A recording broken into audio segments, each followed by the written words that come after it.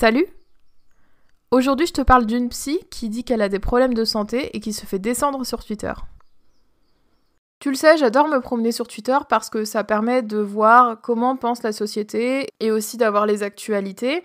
Et je suis une personne qui est psychologue et qui, hier, a annoncé qu'elle était à J+47 de la contamination au coronavirus et qu'elle se sentait pas bien, qu'elle dormait pas bien. Et suite à ce tweet, elle a eu droit à un ensemble de remarques de plein de personnes qui ne la connaissent pas et qui ne la suivent même parfois pas, selon lesquelles elle serait du coup une mauvaise psy parce qu'elle a des problèmes psy, parce qu'elle a des séquelles donc de ce stress. Pourquoi reconnaître ses faiblesses, ce serait équivalent à être incompétent? Parce que de prime abord, pour moi, il y a 3 raisons qui font que ça pourrait au contraire être une bonne chose. D'un point de vue de professionnel de l'accompagnement, je trouve ça sain parce que si elle perçoit ses limites, ça lui permet de protéger son patient du risque de projection. Dans le sens où, pour rappel, une projection, c'est le fait de projeter sa réalité sur la personne que l'on accompagne. Habituellement, on est très vigilant à ne pas en faire, et le fait qu'elle perçoive ses limites et qu'elle perçoive qu'elle est dans un état de stress qui ne lui convient pas, ça fait donc qu'elle diminue le risque de projeter son vécu sur le vécu du patient.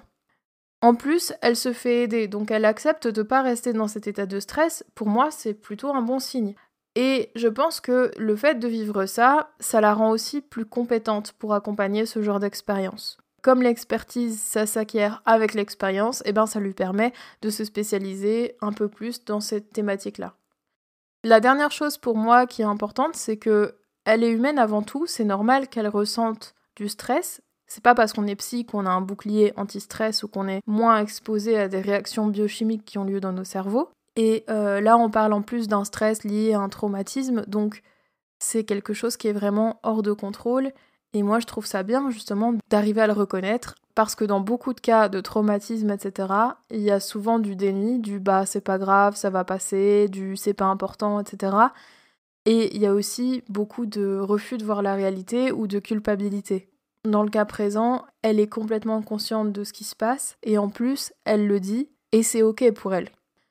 Je pense que ça peut être déculpabilisant pour ceux qui ont aussi le coronavirus et qui, eux, ne seraient pas psychologues, et qui, du coup, se demanderaient si eux sont normaux parce qu'ils ressentent un certain stress. Donc, au contraire, je pense que c'est plutôt sain de reconnaître qu'on a des difficultés. Du coup, j'ai essayé de comprendre pourquoi reconnaître ses faiblesses, c'est synonyme pour certaines personnes d'être incompétent quand t'es psy ou accompagnant. C'est une idée assez répandue apparemment, parce qu'elle s'est sentie obligée de refaire un post pour dénoncer ça. Je me suis demandé aussi si ça venait pas du fait que notre société, dans laquelle l'image compte beaucoup, est une société dans laquelle on essaye de tout contrôler, on essaye toujours de faire bonne figure. D'ailleurs, c'est super mal vu de montrer ses émotions. Il suffit de voir une personne qui se met à pleurer en public, généralement ça déclenche du malaise et c'est pas la personne qui pleure qui est mal à l'aise. Par exemple, ça se retrouve dans certaines de nos expressions parlées. Exemple, quand on dit à quelqu'un « n'aie pas peur »,« ne sois pas triste »,« ne sois pas en colère ». Comment veux-tu que la personne qui ressent de la peur n'ait pas peur ? Puisque c'est un truc qui est indépendant de sa volonté. Comment veux-tu qu'une personne qui vient d'apprendre un truc hyper triste ne soit pas triste ? C'est normal de ressentir ses émotions, même si après il y a tout un jeu de rumination qui peut ou pas entretenir l'émotion. À la base, la réaction, elle est là, et à la base, il faut arriver à la réguler de manière à ce qu'elle ne s'auto-entretienne pas.